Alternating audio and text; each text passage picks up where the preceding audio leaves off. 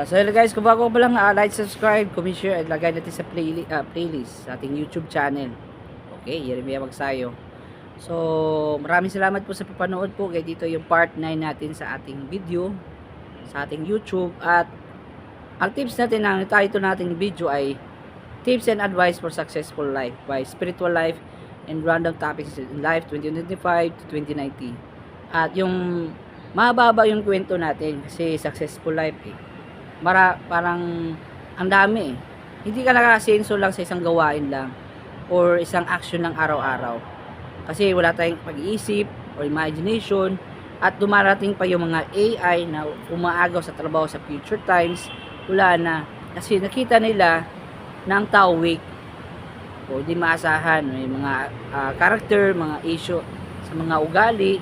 Yun ang iba ngayon, napaplano ng mga big companies ng AI or mga computer generated na, diba?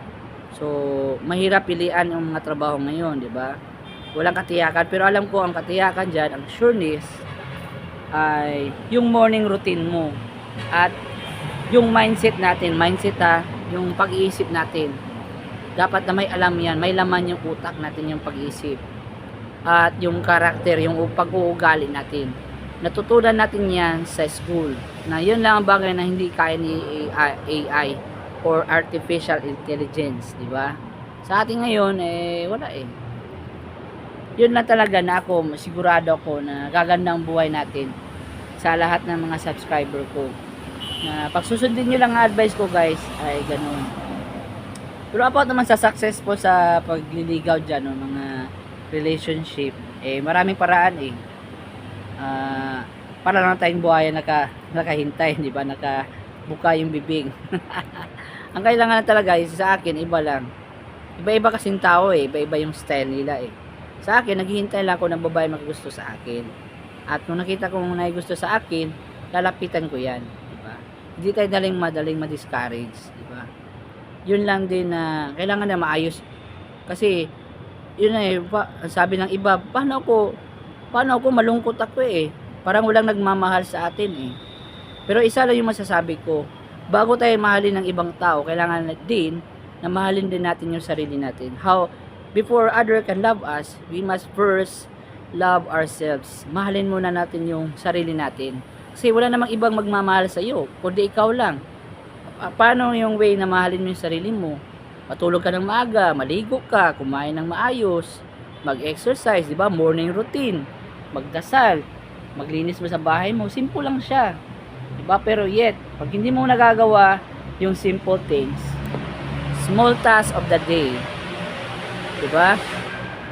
Yung mga maliliit na bagay sa isang araw, kung hindi mo nagagawa yun, hindi ka masaya, hindi kumpleto yung araw mo. Kasi lagi tayo nakatutok sa cellphone, lagi nakaupo, walang exercise.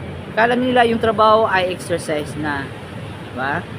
Tapos hindi sila naglo-lotion, hindi nag-inhale exhale, wala At ang problema dyan, mag-asawa na tayo ng maaga kasi ganito Pero ang totoo, wala talaga. Gusto ng babae, pogi ka, ang ganda, maganda ang damit, maraming pera, maganda ang ugali, gusto nila perfect lahat. Pero wala namang perfect na tao diba? Ang maganda yan is totoo ka, tumaamin ka sa mali mo. At ang kailangan din, nagbabago tayo sa ating dating buhay natin noon. We must transform. Kailangan natin magbago yung buhay natin. Sa anong paraan? Sa mga ugali natin. Kasi hindi tayo makatrabaho ng maayos kung hindi natin inaayos yung sarili natin. Kasi tinitignan na nila yung bakit sila maganda, bakit sila sexy, bakit nila ang payat nila, kasi may mga morning routine yan sila. Hindi yan naging aksidente na naging maganda lang sila. Pero pagkatapos na ng mga pagsubok, tataba na yan, kumakain na, stress eating. Pag stress sila, kumakain ng marami, nagso-soft drinks, di ba? Maraming guilty dyan sa mga ganong buhay, ganong pagkatao. Stress tayo, stress eating. Kain na ako, basta ako, mataba rin ako kahit brown rice na nga ako Malaki ang tiyan, pero alam ko nagkamali ako noon.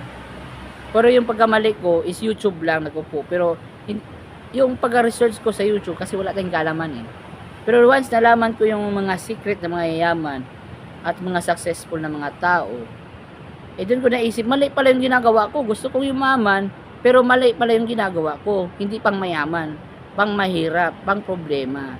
Kasi namumblema tayo kasi mali ang ginagawa natin. Pagkagising, kape agad, tinapay agad, di ba? Hindi naginom na tubig, hindi nag-exercise, matagal matulog, matagal gumising, white rice ang kinakain, di ba? Diabetic, soft drinks, nagsisnack pa. Tuloy ba sa atin, tanong natin sa atin sarili, pag yun ba ang ginagawa natin, gaganda bang buhay natin? Pero kung ako tatanungin at sasagot dyan, parang hindi talaga. Kasi hindi siya natural. Tapos hindi mo alam yung minsan may ibang tao, iba-ibang ugali. Doon lang sila maging mabait pag matanda na sila, may nararamdaman na sila, para na mga senior or para na mga santo. Pero nung bata pa sila, alaglakas ko. Masyado akong nagtiwala sa sarili, di ba? Bali doon lang malalaman mo yung mga tao kasi yung mga mayayaman at maganda ang buhay, may mga kaalaman na ginagawa nila yan. Hindi nila basta-basta sinishare yan o sinasabi kahit saan-saan. Kasi alam mo, sikreto lang talaga yan. Sikreto na mayayaman yan. Diba? Yung mga ibang mayayaman, may iba minana na. Pero sa iba, ay yumaman yan galing sa walang-wala. At least, paano mo hindi ka makasakit, di ba? Nagbili ka ng mga libro, kailangan intindihan mo yung mga medical books. Maraming gawa yan. Hindi yan na ako, itim din itsura ko, mapayat ako, hindi ako pinapansin. Wala akong jowa noon. Alam ko na hindi ako perfect, di ba? Butas-butas yung mukha natin, puro pimples, di ba? Hindi ako marunong magsalita. Gusto kasi ng mga babae na pirahan lang yung lalaki, or naghanap sila ng mga the most perfect. Kahit yung mga Korean na mukha, o di ba? Pag magpera tayo, papugi tayo na parang Korean itsura nito sa susunod sa future times. Pero sa ngayon, dahan-dahan lang, one step at a time. Yun ang nakita ko ni sister, kapatid ni Bro Efren, na isang lang yan, kausap ko lang yan sa paglibing ni Bro Efren, na teacher din, na supervisor or ganon, teaching siya. Mahirap din magturo ng bata, baby, paglalakad-lakad yan, di ba? Pagsasabi nila, ano na ang buhay ko, ganito, pero tatanungin ko sa inyo yung mga kailangan natin magbago, guys, kasi sabi nila, gusto ko ng ganito, pero hindi nila ginagawa. Iba yung ginagawa nila, wala silang guidance. Nanonood sila sa Facebook, pero kalukuhan lang, di ba? Oh, ganito, di ba? Nagbibiruan, pero habang tumatagal, nalulungkot yan. Hindi naman tayo perfect o judgmental na tao. Yun ang nakikita ko sa karamihan. Most common.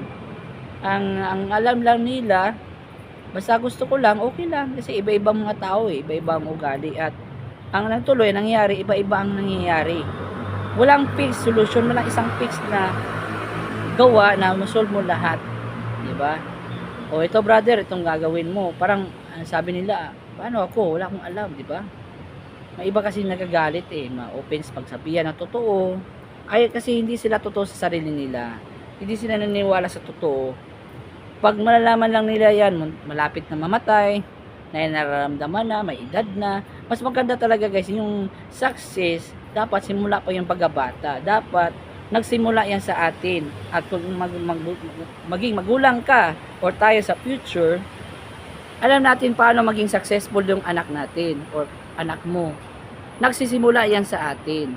Hindi yan naging successful yung anak na hindi ginagabayan or ginaguide sa parents. Diba?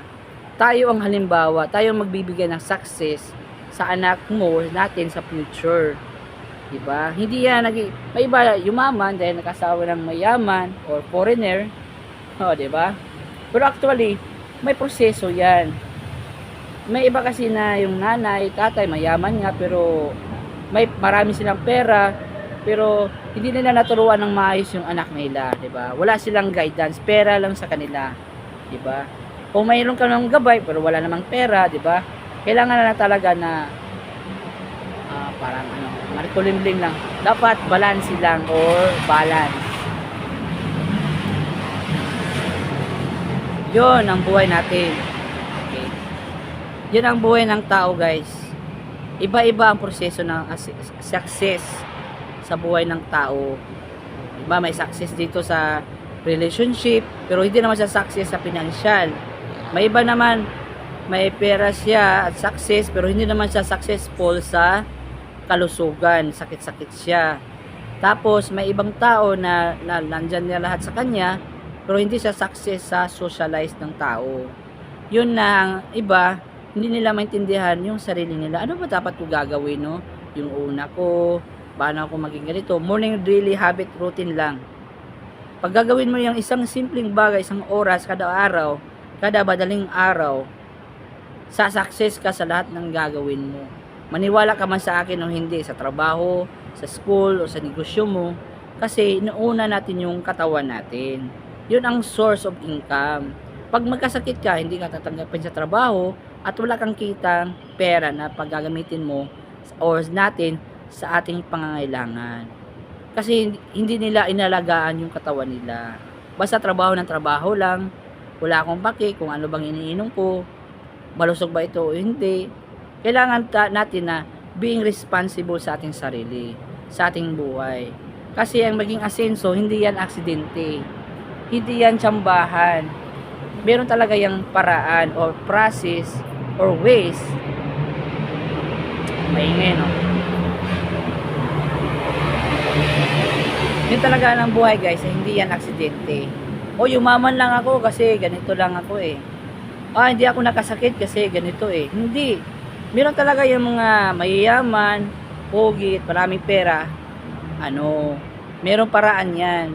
Pero kung gusto mo ring maging mahirap at hindi yumaman, gayahin mo yung karamihan. Kasi tamad, matagal matulog, matagal gumising, nagmamadali, walang nagagawa, hindi ba pagsabihan, hindi nag-aaral ng libro. Pagkos ang ginagawa nila ay Facebook lang, YouTube, di ba? Tapos hindi nila ginagawa yung alam nila. Wala silang physical action. Di ba? Yung mga mayayaman, yung mga CEO, mga army, may action yan. They are preparing, naghahanda sila sa sarili nilang katawan. Hindi yan na basta aksidente lang eh. Ito lang ako eh. Then lalo kung hindi ka gumagalaw, lalong pahina ang katawan natin. Lalo nang ang tips ko rin, kung matulog tayo, galaw, palipat-lipat din ng galaw. Diba? Tapos inhale, exhale, tuloy-tuloy yan. Inhale, tigil, ilalim mo talaga yung paghinga mo, pasok talaga sa baga mo, tumataas yung tiyan mo, diaphragm dito, at exhale ang dahan-dahan at tigil. Diba? 4 seconds. 4 cycle routine. Breathing cycle. Tapos wala eh. Sakit-sakit na dito, ang kamay. Kasi isang position lang tayo, lagi tayo nakaupo. Pero yung mga native na mga tao, yung mga tribes, gumagalaw talaga yan, naglalakad. Kahit kunting lakad, napapagod na. Kunting init, wala na, nasaktan na. Diba? Paggising ng umaga, kalbaryo, parang imperno.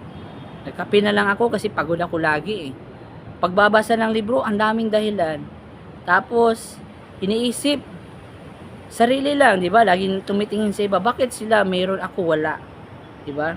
Yun ang problema, yung mental victim ba?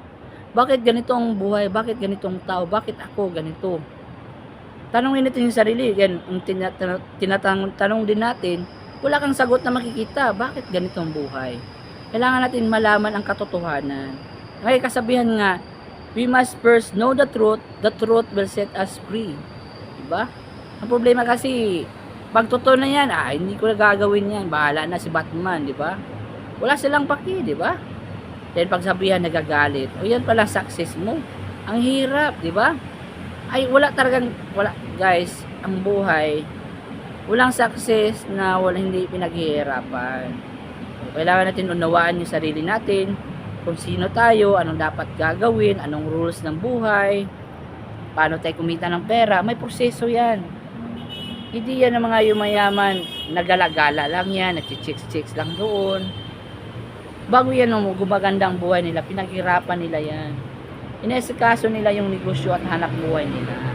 Hindi yan basta nakikita mo lang, scroll lang sa Facebook.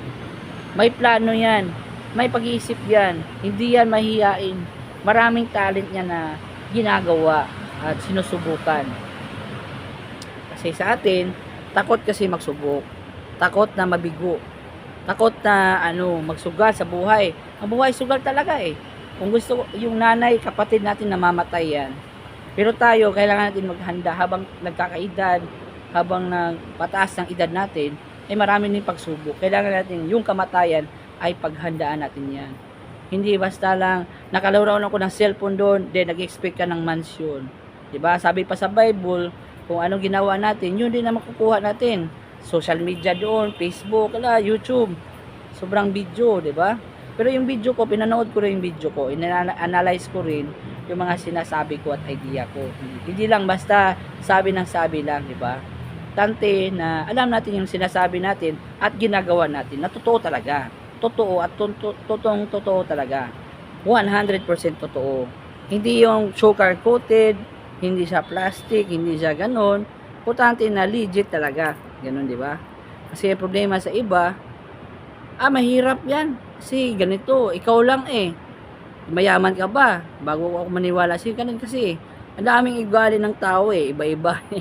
Pero about sa sakit, hindi ako, alam kong makaintindi at makaunawa ng ibang tao.